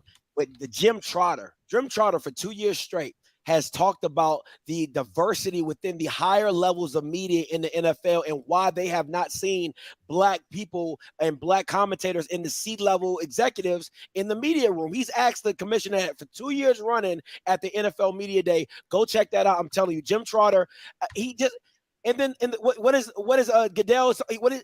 I don't really touch the media room.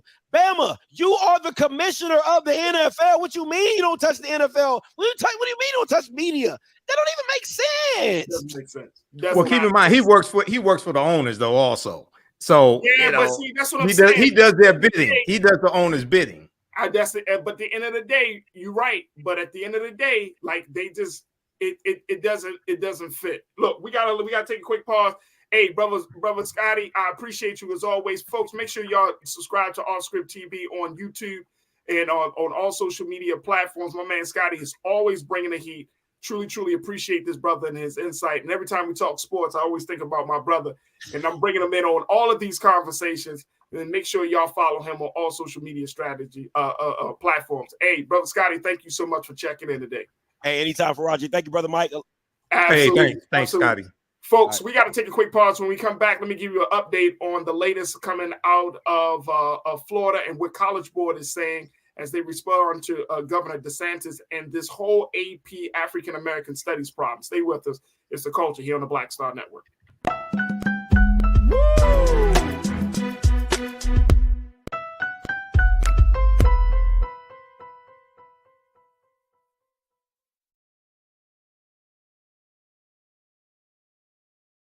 Pull up a chair, take your seat. The Black Tape with me, Dr. Greg Carr, here on the Black Star Network. Every week, we'll take a deeper dive into the world we're living in. Join the conversation only on the Black Star Network. Black Star Network is here. Oh, no punch! I'm real revolutionary right now. Thank you for being the voice of Black America. All momentum we have now, we have to keep this going. The video looks phenomenal. See, there's a difference between Black Star Network and Black-owned media and something like CNN. You can't be Black-owned media and be scared. It's time to be smart. Bring your eyeballs home. You dig?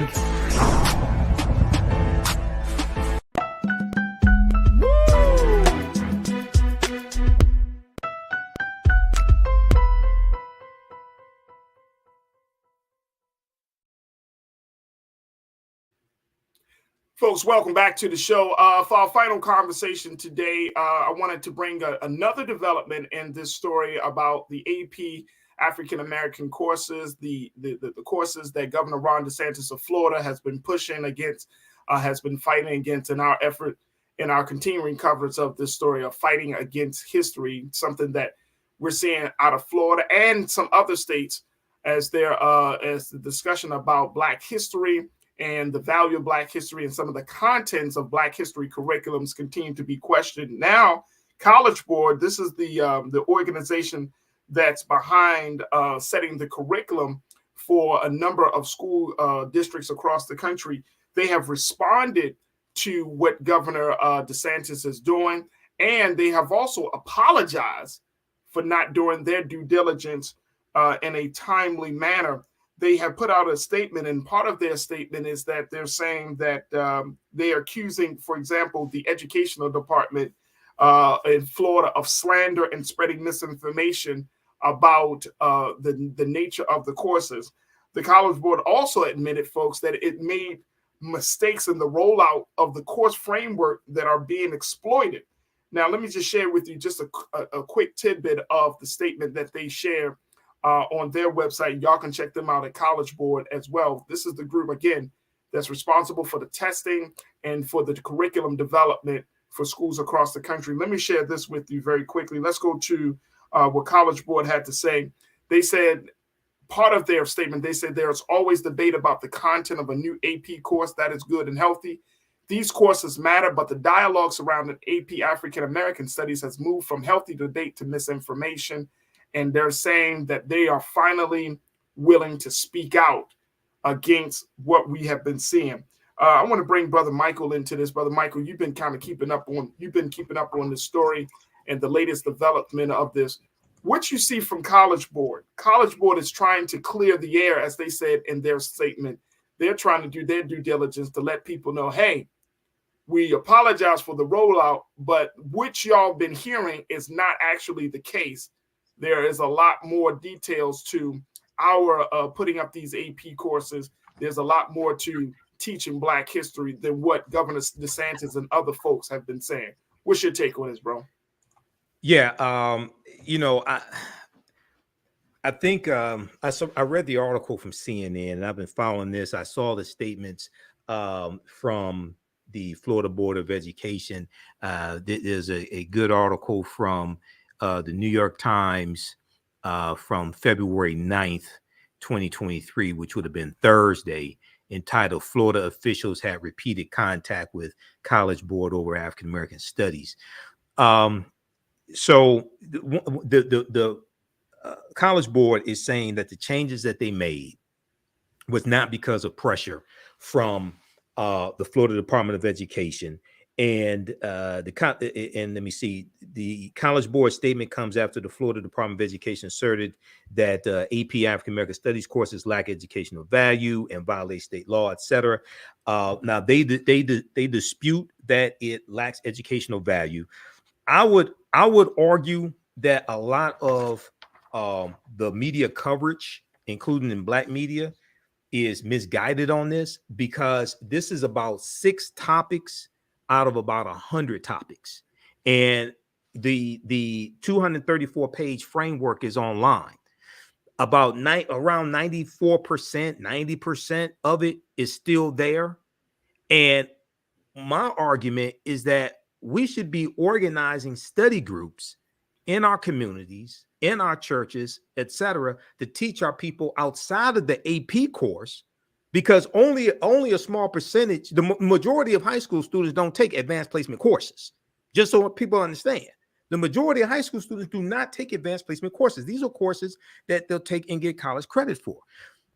If you look at, and I put the link here in the chat, I don't know if y'all could bring this up. I put the link to the actual 234 page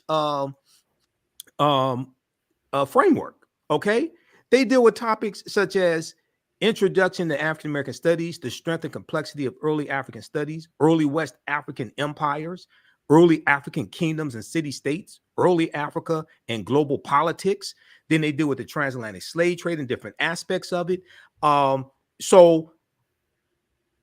then what they said that was taken out that Florida is trying to take credit for, that's made as a research project. Mm-hmm. So those topics are still in there as a research project. My thing, see, a lot of this, Faraji, boils down, and I see the coverage on MSNBC and Joanne Reed and things like this. And 80% of the coverage in media, including Black media, is not on the content that's still left in the framework and it's free for people to read the actual 234-page document. It's on the 6 topics that Florida is taking credit of getting taken out as like mandatory topics. Now, a lot of this boils down to we only want something dealing with our history when white people tell us we can't have it. Right. Because the overwhelming majority that's still left in there, we're not talking about that. And that's a problem for me as a historian.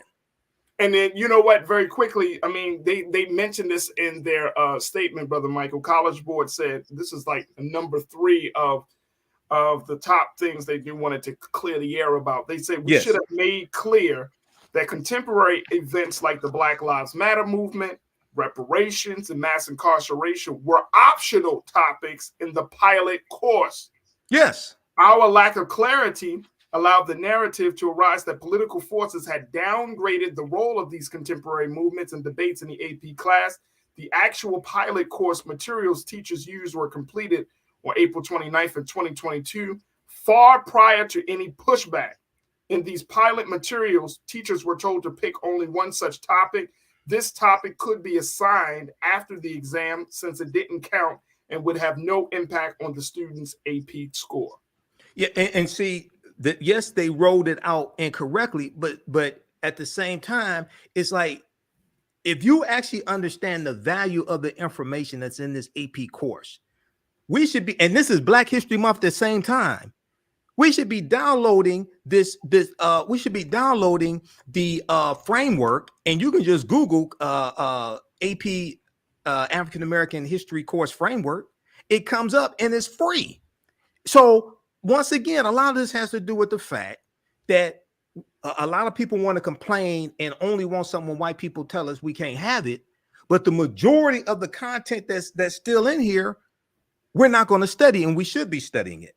And then now this plays into DeSantis and the Florida Board of Education. Is believed that Ron DeSantis wants to run for president. Part of his platform is anti-wokeness and these and this the white grievance, okay, and these culture wars that they're fighting. When we go study our history, we understand how to fight against these culture wars and deal with people like Ron DeSantis. And as I explained to African Americans in 2018, when they said that Andrew Gillum, who was running against Ron DeSantis, Andrew Gillum didn't have a Black agenda, all this, I told them Ron DeSantis has a Black agenda. He has an anti-Black agenda. And an anti-Black agenda is worse than not having a Black agenda. And secondly, a Black agenda is not what politicians give us. That's what we create, understanding history, law, politics, and economics. And that's what we give them. We have the whole thing backwards. So at this point, Brother Michael, like with College Board, working to clear the air, they're giving, and folks, I would say that you go to College Board's website to see the full story. Collegeboard.org, collegeboard.org. You can see the full statement. It's a lengthy statement, but they will break down as to what their intentions were, what they wanted to make clear, and so much more. But not only that, Faraj, you can download the 234-page framework. You can download you can download it. Right. Okay. And here's the thing. I think you made an excellent point by saying that we're focused on the 6 or 7 topics that DeSantis wants to remove, and not really looking at the other topics that to make sure that they stay intact and not feed into the cultural political war that we see. Right. Well, not only that, we should be forming study groups in our communities to deal with the entirety of the framework and the other elements that we want in there as well. That are made a research project. That's a great point. So we got like a minute left, but what do we expect next? What should be the next step from this? Now that College Board put their statement out, they're responding to things. What should be the next step, brother? Next step should be enrolling our children in the class. How many people have you heard say, "I'm going to enroll my children in the class"? Now, Ben Crump is an attorney. He's representing 3 African American students that I know of. They're going to file a lawsuit possibly against the Florida Department of Education because the Department of Education is banning that AP course in Florida high schools. But there should be a waiting list. The system to register Black students for this class should crash like Ticketmaster crashed trying to get Taylor Swift tickets. Or Beyonce tickets. Okay? There should be so many people trying to get into that class that they have to hire more teachers to open it up. Okay? So a lot of this, man, is once again, white people, because I guarantee you if when they first announced this course was going to take place, I read about it and posted about it back in 2022. There was not this type of furor over it. Black people weren't turning cartwheels over that. But now the white man says you can't have this. Now all of a sudden they want it, and most of them wouldn't read this goddamn thing in the first place. Come on. Most of them, I guarantee you, most of them not going to go download this free 234-page framework so they can educate themselves. But they want to complain because the white man said you can't have it. You can't slick a can of oil. Gang recognizes gang. Come on. I'm going to have to end it right there. Yep. I'm going to have to end it right there. AfricanHistoryNetwork.com because we got free Black History Month lecture Saturday, 12 noon to 1:30 p.m. Eastern Standard Time, taught by me, historian, study history 32 years, theafricanhistorynetwork.com. Yep, Black resistance movements. And if you missed the one I just did Saturday, February 11th, you can still register for that. Watch that one. We did 2 hours. And then my class number 1 of my 12-week online course started up on February 11th as well. Ancient Kemet, the Moors, and the Ma'afa, Understanding Transatlantic Slave Trade. You can register for that also. There it is, Brother Mike. TheAfricanHistoryNetwork.com. Thank you, Brother Faraji. I appreciate you. I appreciate you. I appreciate the love, peace, passion, and the history, bro. Peace.